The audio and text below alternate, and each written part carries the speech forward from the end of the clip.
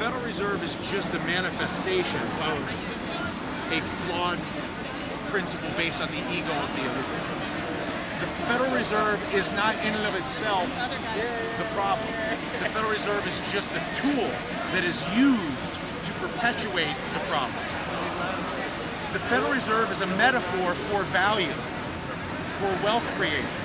And instead of having an economy that's based on working together to solve problems to create value and wealth, we have a banking system that invents it for the benefit of those who want to preserve power for themselves. The Federal Reserve is the tool, it's like a shovel, and that's the shovel that they use to preserve the incumbent structure. Now, one thing on the old structure. The old structure was built, I believe, between 1900 and 2000 with many very good intentions. The world has changed, and the rate of change in the world is faster than it's ever been. And that is highly disruptive to incumbent businesses, banking, energy, the health process, education, etc. The ability to provide learning, health, investment, efficiency by the people here and around the world has taken a quantum leap. We can get much more for much less. But the fact of the matter is, doing that betrays the profitability of legacy interests that are gatekeepers, banking gatekeepers, energy gatekeepers, health gatekeepers, and the gatekeeper business has been obliterated by the internet. And so the gatekeeper businesses are paying our politicians to preserve their gatekeeper status at all of our expense.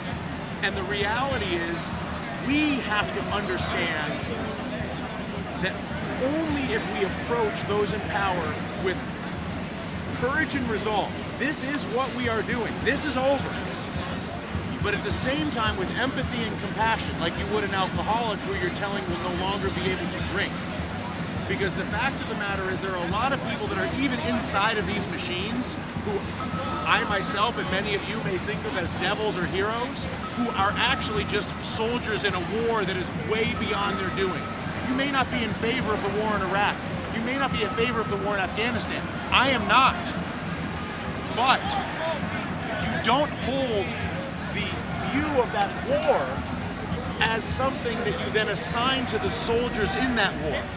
The soldiers in Iraq are soldiers in a bad war, in my opinion. The soldiers in Afghanistan are soldiers in a bad war in Afghanistan. And the question you have to ask yourself is, can I indict the war? Can I indict the banking system? Can I indict the political structure and change it with a harmonic wave, which is what you're looking at, without feeling the need to become violent towards those who are in it? The people that the person who I believe had the highest stakes in this situation and is the model for all of us, it's a cliche, but it's true, is Nelson Mandela, who when he became president of South Africa, there was a movement in South Africa for the black community in South Africa to go on a murderous rampage for the white people in South Africa, and they were very justified in that rage because the white community in South Africa had been murdering the black community in South Africa forever. Nelson Mandela rolls up, black president, leader of the black community, and he walks into the black community and he says, let's go make friends with the white people. They're like, he's done got straight crazy. But the fact of the matter is, he knew that if he could find an alignment to move forward for South Africa, that ultimately could he move to a place that was healthier for his own people that were his constituency and those who were historically his enemies. And we are at that moment where we are either going to harness our collective agreement that we have a government, and that is the issue for this election, period, or we will fall into the traditional splintering that will allow the status quo to perpetuate its power by making the people that look different than different people and by making the people that do different jobs than different people fight with each other over who's right. And that's a lost fight. I think that this movement is, as I see it, has an opportunity to transcend politics, reach out and expand to include Tea Partiers, to include the root strikers up in Boston, to include all sorts of people around it, to include the cops outside this square, so that we are now in aligned principle. And I believe, remember, Einstein said this, you cannot solve a problem with the same consciousness that created the problem. And it's only if we manifest whatever the next tick up in consciousness is. The consciousness now has been us versus them since the 1960s. We are at a moment where it's just us. And the us, we are just one enormous group of people, not in this square, but on this planet and in this country.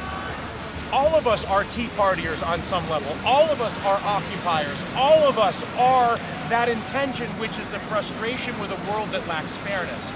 So I actually believe that the possibilities of the energy here, I don't know about I can't speak for the people here or myself. I could get hit by a bus, right? I'm walking home tonight.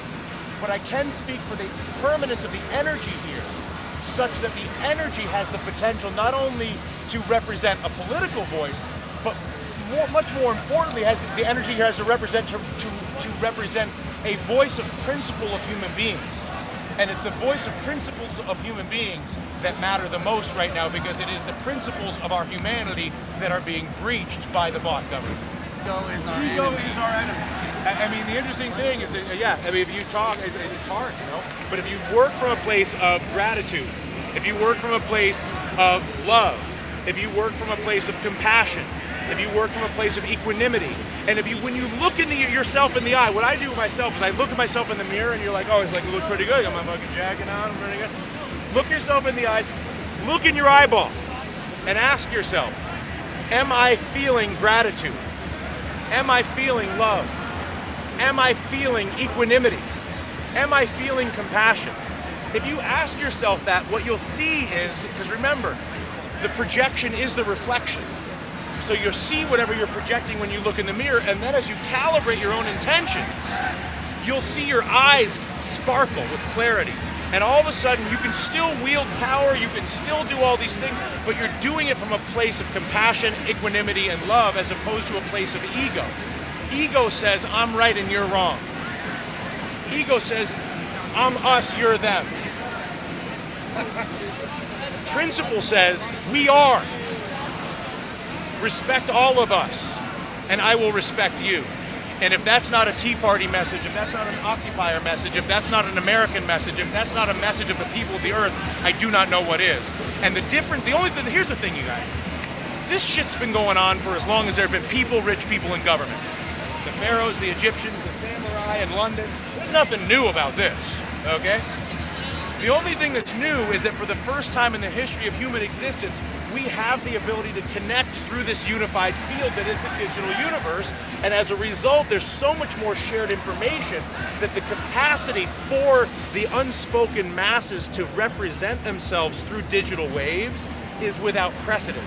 The question is, will those waves spill in a way that is self-destructive with rage, or will those waves be harnessed in a way that actually alters the ecosystem? Remember, people don't create results.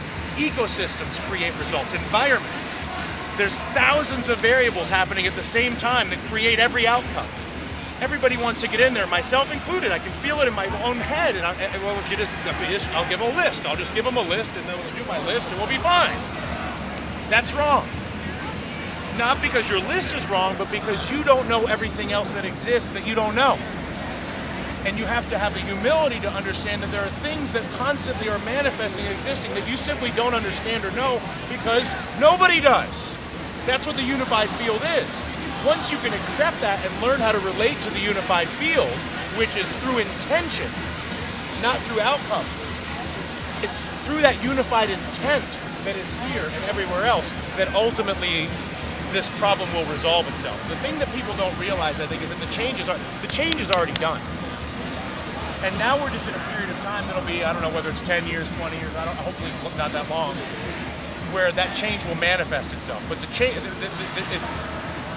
the horses have left the barn, so to speak. I mean, the last thing that I'll say in terms of what's going on is remember there was, in Sag Harbor, out on Long Island, they used to catch whales, bring them on the dock, chop them up, put the blubber on a train, bring the blubber back to New York, and use it for lights on the street.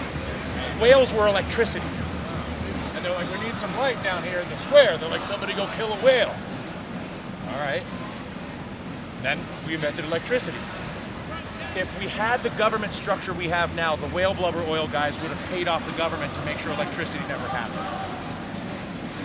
That's what we have to solve. And that's why these people are here, and that's why the Tea Partiers are here, and that's why this is a single unified principle that can easily get lost in the millions of different identities and millions of different ideas. But the identities and the ideas are the weapon of the power structure. Because when they invest you in your identity and your idea, they can bring out your ego, and it creates the brawl. Our weapon is our intention and our ability to align around principle and accept that we do not know, but that we also do know that our principle is that of fairness, that our values are that of shared visibility, integrity, choice, in a path that leads to alignment. And that is the only thing that I actually feel like I know. The way I live my life right now is I'm like, do I have shared visibility in my personal relationships, in my work relationships? Am I acting with integrity? Or am I holding back information that might harm me in the short term because I feel afraid, because of whatever it might be, which I definitely have to do. So I'm more disciplined where I say, no, this is a full deal. Is everybody that I'm working with me of their own free choice? And do they have other choices? Real choices. Right now we're told we have choice in this country, but your choice is one gigantic bank or another gigantic bank or another gigantic bank. And your choice is one gigantic health insurance company that's working with the government or another one. They tell you you have choice, but the fact of the matter is, as you look at the choices that are emerging in this world, those choices don't seem to be manifesting. And I think that's where we're headed.